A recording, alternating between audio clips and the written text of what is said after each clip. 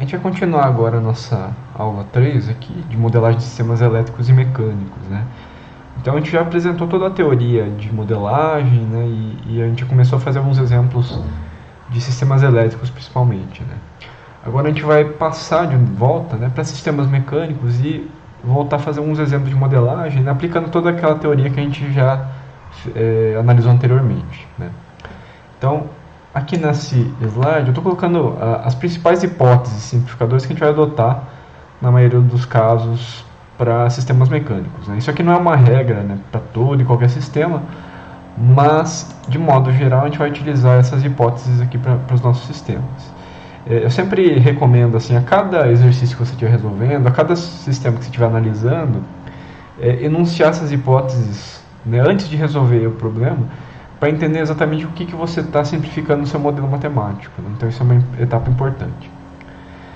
Primeira hipótese mais comum, né, massas, molas e amortecedores puros e lineares, né? Quer dizer, cada um desses componentes tem unicamente, né, o papel de massa, de mola e amortecedor, né? Não tem, por exemplo, uma mola com perda de energia também, né? Então, geralmente a gente considera esses elementos como sendo puros, né?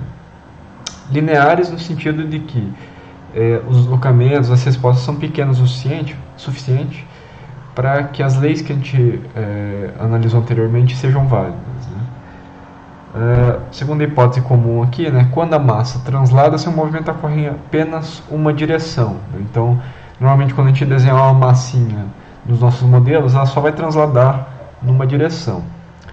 Em alguns casos, né, você vai ter uma massa que gira, na verdade um momento de inércia de massa, né? E geralmente esse movimento vai acontecer apenas em um eixo, né? Então uma rotação única aí desse momento de inércia de massa.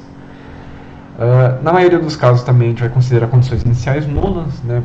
Porque isso é uma condição para poder fazer, né, uma função de transferência, né? Então normalmente a gente vai considerar isso. Superfícies em contato têm atrito nulo, né? Então não representam perda de energia, né?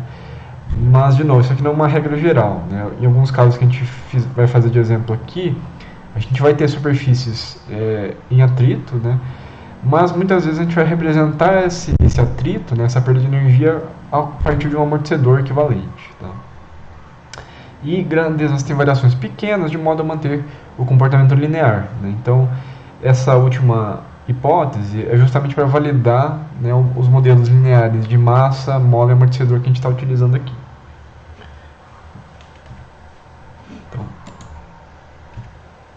Então a gente vai fazer agora um exemplo bem simples, né? Se vocês olharem, a gente fez um exemplo muito parecido com esse anteriormente, né, o exemplo 5 aqui. Para a gente achar a função de transcendência de um sistema massa-mola amortecedor com um grau de liberdade, né? Então, para achar x0 sobre Fi. Fi é a força externa que é aplicada nesse massa-mola amortecedor, né? Esse subscrito aqui, I, normalmente ele vai estar indicando entrada, né? I é de input em inglês. E x0 é a nossa saída, deslocamento da massa aqui. Esse 0 ou O, né, está se referindo a output ou saída em inglês, né?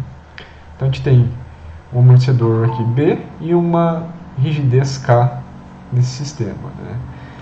Esse massa-mola amortecedor está na vertical, né? Vocês estão analisando aqui, portanto tem uma aceleração gravitacional atuando aqui nesse entorno do nosso sistema.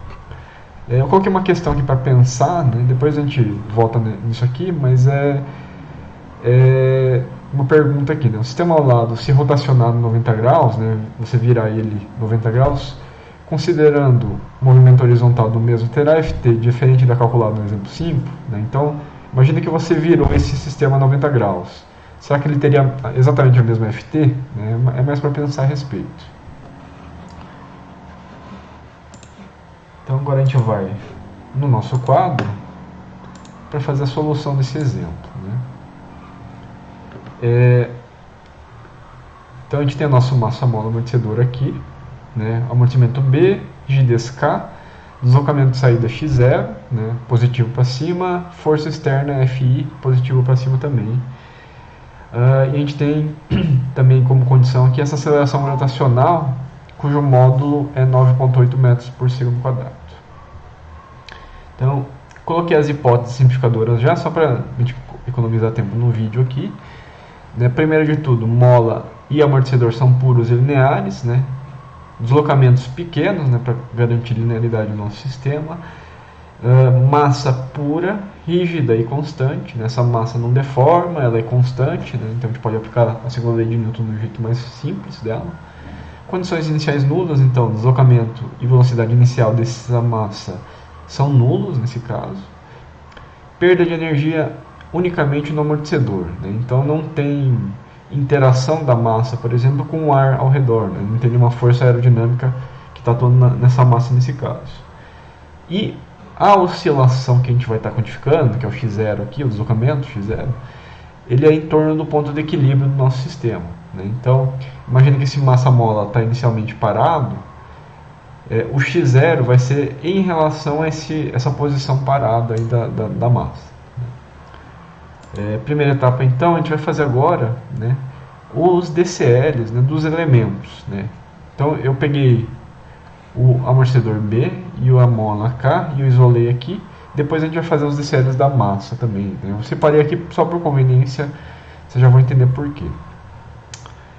Então, primeiramente, né, vamos escrever as forças, né, no amortecedor e na mola, né? Vou desenhar os vetores aqui, né? Lembrem que qual que é a minha dica aí que eu coloquei lá no início dessa aula, né, da parte de sistemas mecânicos. Coloco os vetores de força nas molas e amortecedores sempre no sentido positivo, né? Aí pode dar um nome aqui, né? Essa força primeira que eu vou chamar de FB1 e FB2 embaixo, FK1, FK2 aqui embaixo. Antes de avançar, né, as forças eu já identifiquei nesses dois elementos. Vamos identificar os deslocamentos e velocidades aqui, né? Então, no caso do amortecedor, na extremidade de cima, né, o amortecedor está conectado na nossa massa. Quando a gente fala de amortecedor, a gente está pensando em velocidade, né? Então, a velocidade na extremidade superior seria a própria velocidade de oscilação da massa aqui. E na extremidade inferior, o que acontece? Né? O amortecedor está engastado, ele está preso. Então, a velocidade é nula, né, porque essa extremidade aqui está presa aqui no solo. E de forma equivalente, né, deslocamento na parte superior aqui da mola é x0, né, e 0 no engaste, né? Então a gente já identifica essas grandezas, fica mais fácil escrever as equações de força aqui pra gente. Então, vou colocar aqui as leis dos elementos, né, vou chamar primeiro FK1. FK1 vai ser rigidez do elemento, que é K, vezes deslocamento relativo, né?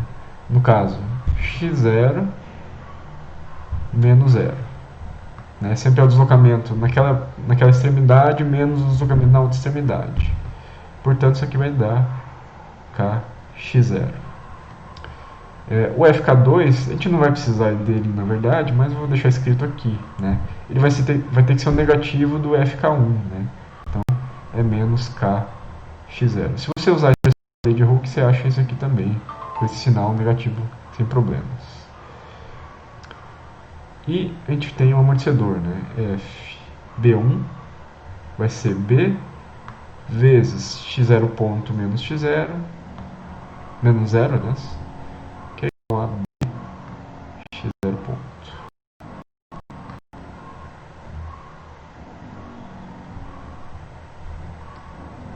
E FB2, né, é o negativo dessa força aí.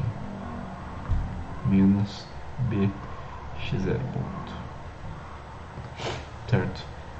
Então a gente já escreveu as forças, né, e o DCL dos elementos que a gente está analisando aqui. Vamos passar agora uma segunda etapa aqui, que é analisar o DCL da massa M. Então vou desenhar a nossa massa aqui. Então a gente vai passar por uma etapa agora, onde a gente vai fazer o DCL da massa M, né? Eu vou desenhar a massa aqui, tá? Quadradinho com massa M. E nessa ocasião aqui, nesse sisteminha específico, eu vou ter que desenhar esse DCL duas vezes, né, em dois instantes distintos. Né? Então, num primeiro momento, vamos imaginar essa massa quando ela está parada, ela está em equilíbrio estático. Né? Então, vou colocar aqui só no ladinho, né? M parada em equilíbrio. Então imagina que essa massa está parada. Né? Que forças que a gente vai ter com essa massa parada? Imagina que não tem nenhuma força externa sendo aplicada nesse momento.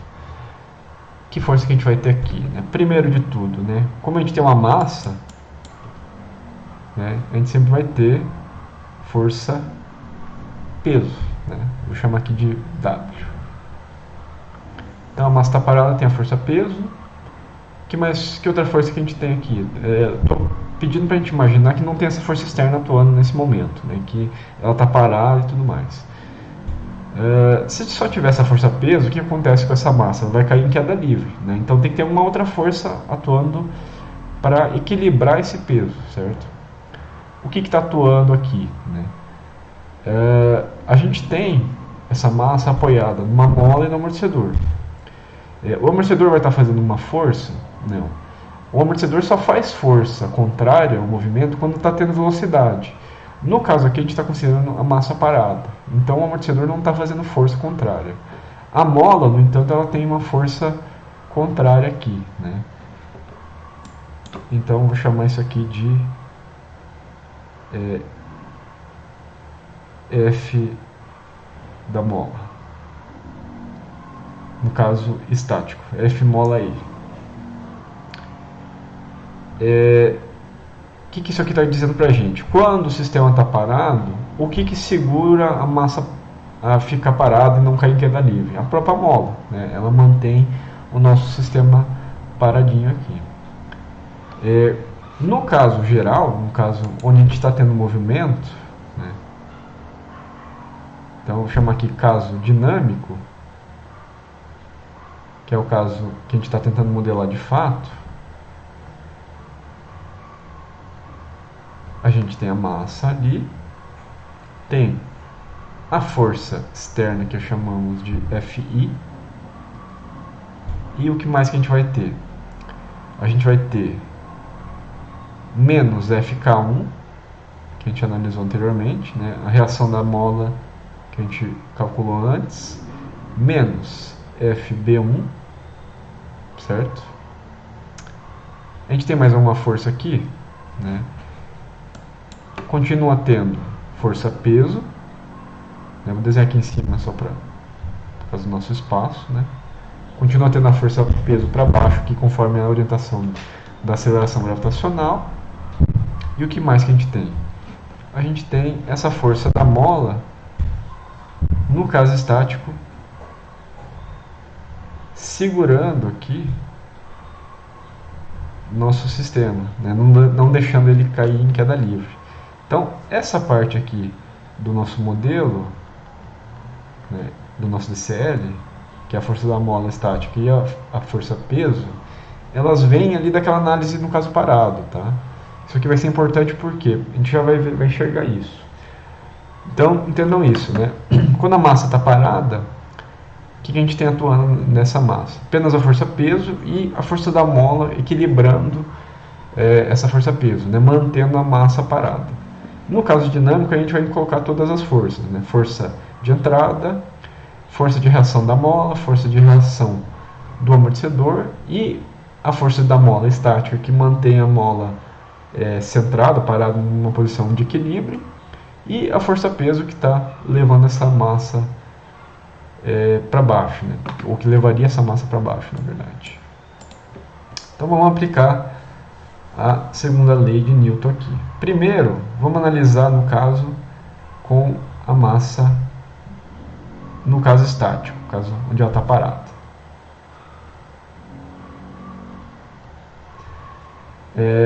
Vamos aplicar a segunda lei de Newton, né? Somatória de forças, massa vezes aceleração.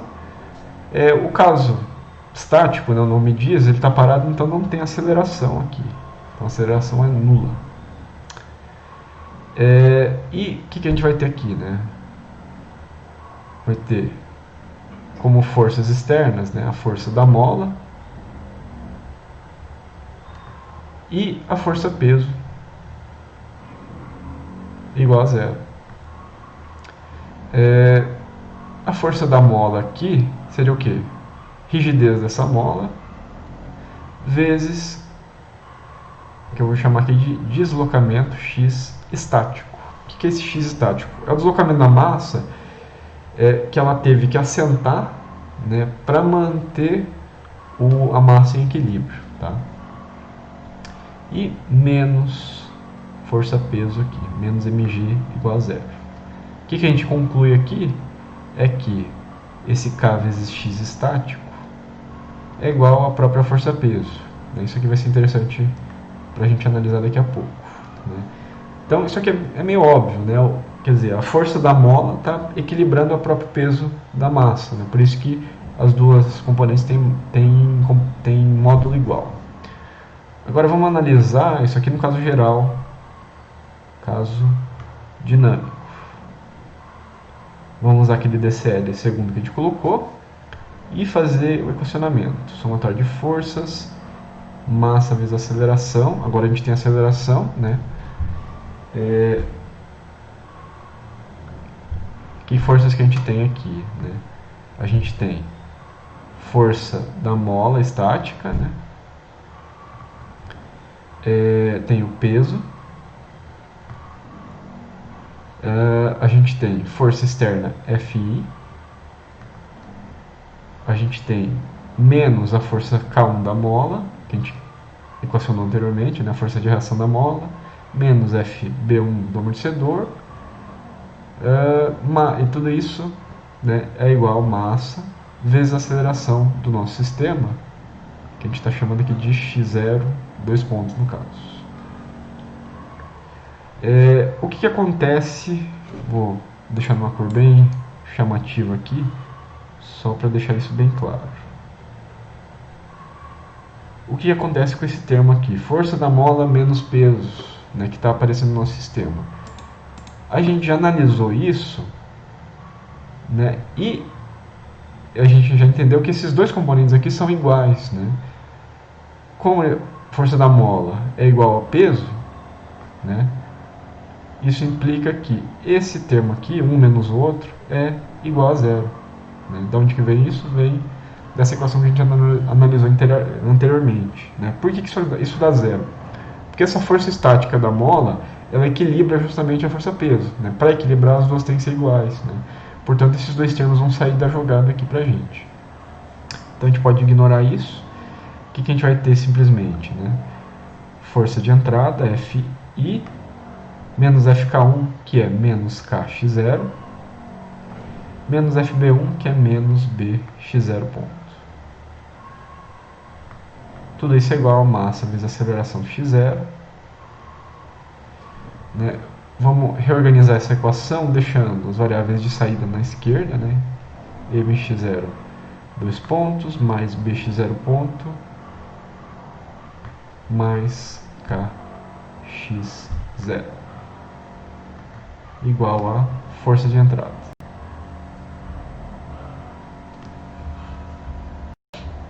Então, a gente pode fazer já a transformada de Laplace dessa equação.